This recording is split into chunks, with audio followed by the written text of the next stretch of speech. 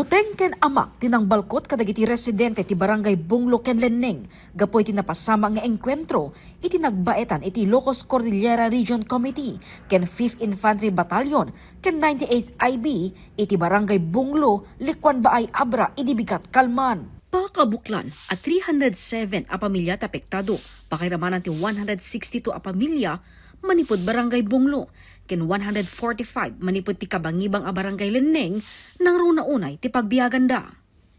Bale, hanggang makarawar kadagiti balbalay na kapunta madamada tayo clearing operations. So, mabuting damot no mahiraman dadagiti ta.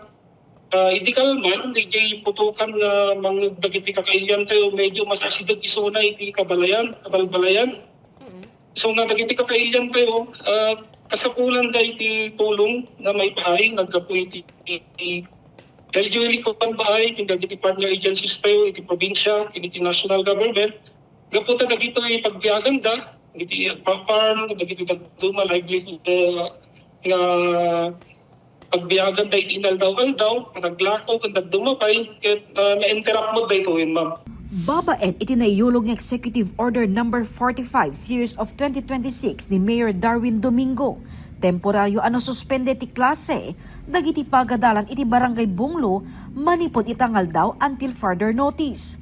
Naipakat pa iti temporary closure kadagiti tourism sites iti barangay Bunglo ken Lenneng, kabayatan ti clearing operations. Iti memorandum ang naiyulog babaen ti rekomendasyon ti MPS Likwan Baay na ipawil ti hunting activities wenno panaganop kadagiti kabanbantayan nga asideg ti nakapasamakan ti insidente tapno maprotektaran dagiti residente iti posible apan nakadagranda kabayatan ti security operations ti militar. Imunan iti daytoy maibasar iti nuar a report ti 503rd Infantry Brigade nakaengkwentro ti 5th IB ken 98th IB dagiti armado a grupo kabayatan ti security operations da iti nasa o lugar iti Kalman August 4. Talo a communist terrorist group members ti reported anatay kabayatan iti operasyon ken narekobre ti 2 nga M16 rifles ken maysa nga M14 rifle. Iti agdama manarimaan ti clearing operation dagiti kameng ti militar iti lugar ken segon ti MDRRMC Likwan Baay awanan ti mangngeg a putok iti lugar. Awan met ti na-report a nairaman a civilian iti insidente. Nakasagana met dagiti secondary evacuation center ti lugar no in kaso kasapulan.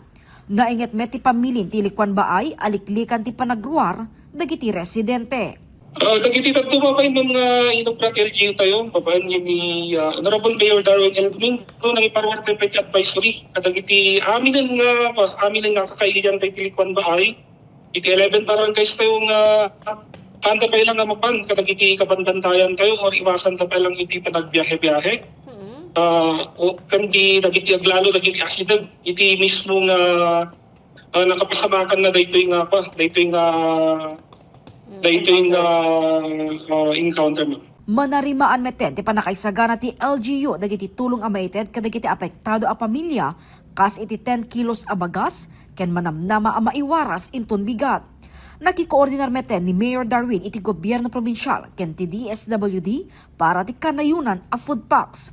Nainget ti pamilin ti LGU ti panaganad ken panangsurot kadagiti abiso. Jessica Boreta, Balitang Solid North.